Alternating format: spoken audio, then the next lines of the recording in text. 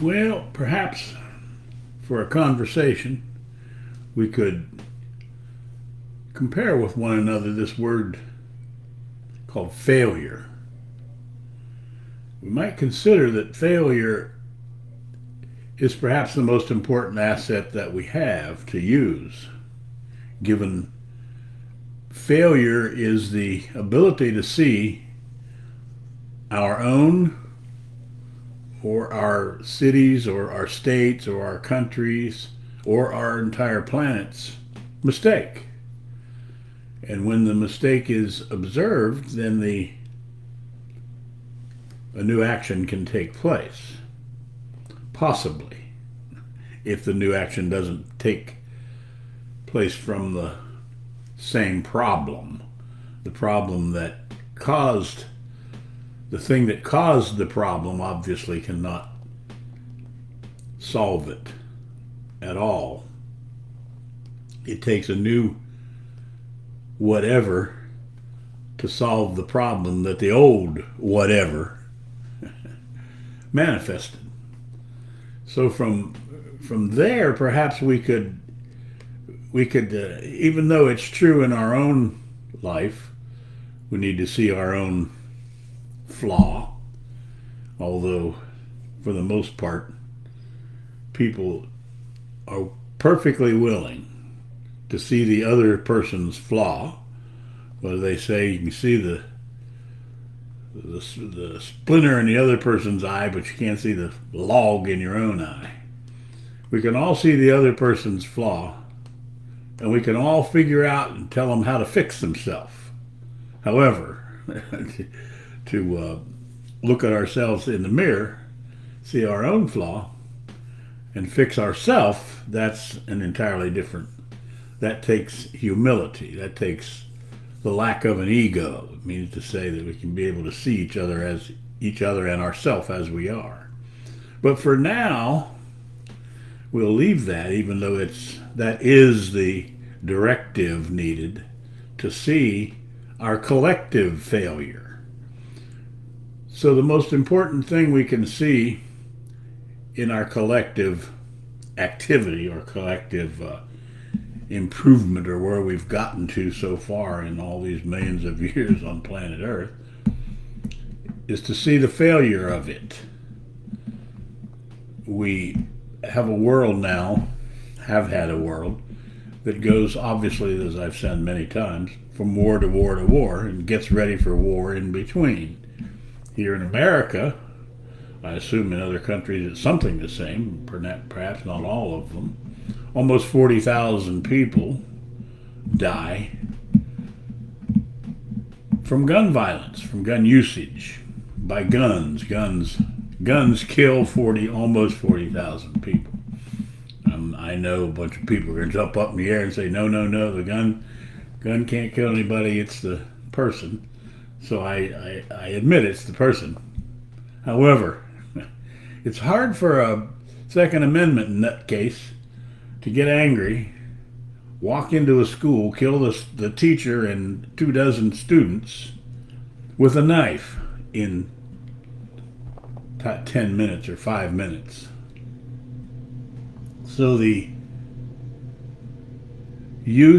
continued use of gun, and the fact that we promote the use of gun, as a matter of fact, every time one of these big shootings in schools, malls, churches, wherever they might happens, gun sales go up.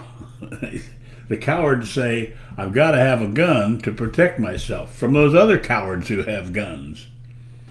So I've gotten off of by the way, 1,300 of those per year, those deaths, and 500 and almost 600 injuries per year are to our children. We need proof that we do not love ourselves and we do not love our children. We can see it from that one point. That's one point to look at it from. Instead of creating a world for ourselves and our children to live in, we prepare our children for the world that we have. We tell them, don't talk to strangers, watch out for all of those things. So if we loved ourselves and if we loved our children, we would prepare a world for them. There wouldn't be any guns, there wouldn't be any wars and rapes and killings. So here's the hardest part for us to see, unless, like me, you've been able to have the greatest things happen. The greatest things have happened in my life. I was left to die as a child, taken away from my family at 6 years of age, and at the point of death, the doctor said, and taken to my parents, and then recuperated there. So I went from being completely ignored to overly taken care of, as you might well imagine, and then sent into a thing that was almost killed by the time I was 3 or 4, second or third grade. At any rate, those were fantastic opportunities for me because they created the person that I am today. I was able to see at a real young age the tremendous hatred, the tremendous violence, the ugliness of our world, and the other side of it, the care and the concern part of it. Both of those before I reached the age of 33, age of 3. But and then in my life, I have been bankrupt. I've created 15 companies and gone broke in many of them, and maybe have had, I think, 50 some jobs, and was an expert at quitting right before I got fired. So I've got a real clear view, because of my own way, of failure, because I'm a complete failure in every domain of life. I'm a complete failure. I have failed at everything our society of today requires of us. I've failed as a man, as a husband, as a brother, as a business person, and all of what our world asks of us, I have failed at. And that's what it takes, I say, to create a new human being. Because if you fail at all that this world requires of us, you'll realize that the world is a failure. We have failed collectively. And if you need proof, look at the wars and the wars and the wars. Look at America has $750 billion a year to make sure we have money to go around and kill people. Over 180 outposts around the world, I believe we have. So we can kill people from wherever they are. So we need to actually observe for ourselves, which for those of you who pay your bill, you're successful, you drove a truck all your life, you were a factory worker, or you never experienced a personal failure in your life, this might be a little bit more of a difficult conversation for you to listen to, because you're going to say, oh, I'm a success. So here's my suggestion. The greater a level of success a person has in an insane, failed society or world, the greater level of insanity they are, which means to say that our Elon Musks and I guess there's a new guy from India somewhere just went into the top 10 billionaires or whatever the numbers are. And they're there with Ruckerberg and Zuckerberg or whatever his name is, and Gibbs, and I don't know who all those people are, but they're all people that actually could make a difference on planet Earth if they weren't so busy flying to Mars or wherever the hell those people fly to. So if we can look at our way of being, if you get angry, if you get jealous, if you're greedy, if you have to be right, if you're a control kind of person, then you are a failure as a human being. A human being would have no anger, no jealousy, no having to be right, no greed. There would be simplicity, there would be humility. And for sure, there would be no world wars. There wouldn't be any countries where the people are all walking around, the females are all covered up because God said for them to. And there wouldn't be the ridiculousness of our religions and the crazy stuff that we do. There wouldn't be a belief on planet Earth. No belief at all. If we were not a completely failed country and planet. Supposedly America is the leading edge, the leaders of the world. And a fellow comes on the line and says that he grabs women between the legs and does whatever he wants to do with them. And 20-some women say, yeah, he did that to me or worse. And he's elected president of the United States. And it gets worse. It gets worse. 71 million religious people elected him. You see? You see? I wonder if you see. 71 million the religious people were elected a man who says he molests women and who now 68 women says he does.